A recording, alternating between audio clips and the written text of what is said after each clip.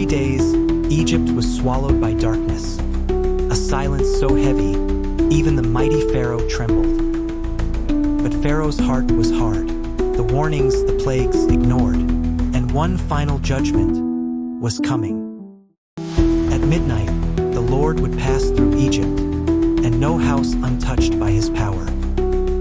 This is the moment before freedom, the night when judgment fell and deliverance began.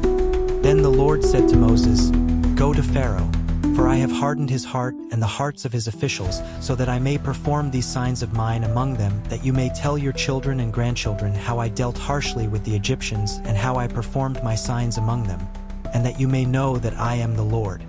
So Moses and Aaron went to Pharaoh and said to him, "This is what the Lord, the God of the Hebrews, says, 'How long will you refuse to humble yourself before me?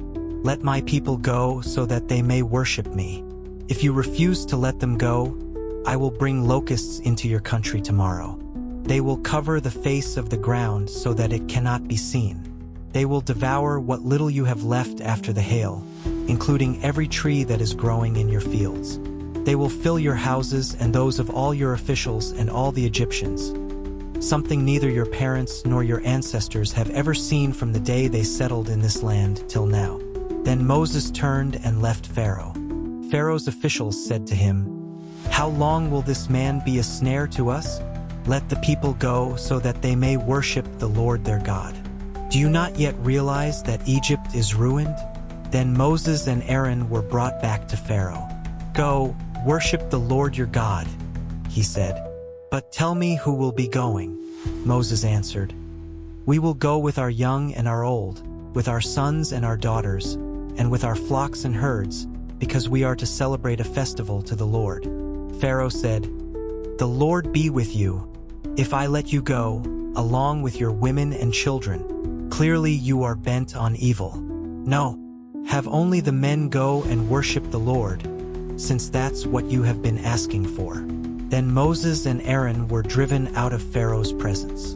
And the Lord said to Moses, "Stretch out your hand over Egypt so that locusts swarm over the land and devour everything growing in the fields, everything left by the hail." So Moses stretched out his staff over Egypt, and the Lord made an east wind blow across the land all that day and all that night. By morning the wind had brought the locusts. They invaded all Egypt and settled down in every area of the country in great numbers. Never before had there been such a plague of locusts, nor will there ever be again. They covered all the ground until it was black. They devoured all that was left after the hail, everything growing in the fields and the fruit on the trees. Nothing green remained on tree or plant in all the land of Egypt. Pharaoh quickly summoned Moses and Aaron and said, "I have sinned against the Lord your God and against you.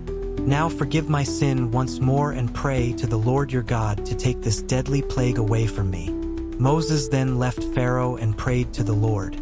And the Lord changed the wind to a very strong west wind, which caught up the locusts and carried them into the Red Sea. Not a locust was left anywhere in Egypt. But the Lord hardened Pharaoh's heart, and he would not let the Israelites go. Then the Lord said to Moses, "Stretch out your hand toward the sky so that darkness spreads over Egypt, darkness that can be felt." So Moses stretched out his hand toward the sky, and total darkness covered all Egypt for 3 days. No one could see anyone else or move about for 3 days. Yet all the Israelites had light in the places where they lived. Then Pharaoh summoned Moses and said, "Go, worship the Lord. Even your women and children may go with you. Only leave your flocks and herds behind." But Moses said, "You must allow us to have sacrifices and burnt offerings to present to the Lord our God. Our livestock too must go with us. Not a hoof is to be left behind. We have to use some of them in worshiping the Lord our God. And until we get there, we will not know what we are to use to worship the Lord." But the Lord hardened Pharaoh's heart, and he was not willing to let them go. Pharaoh said to Moses, "Get out of my sight. Make sure you do not appear before me again.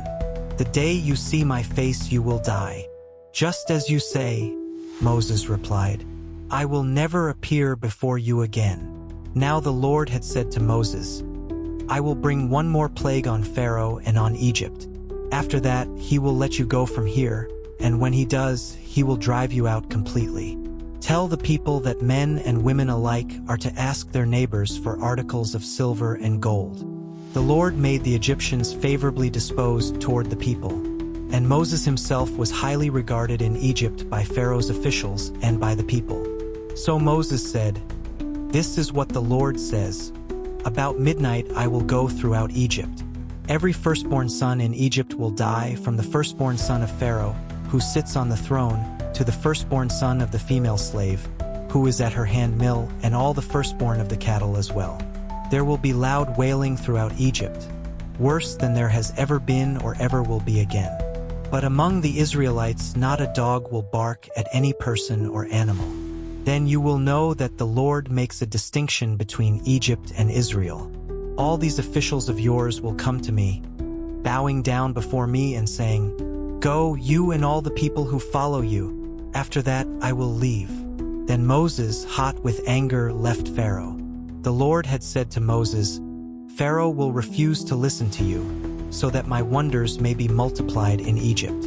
Moses and Aaron performed all these wonders before Pharaoh, but the Lord hardened Pharaoh's heart, and he would not let the Israelites go out of his country.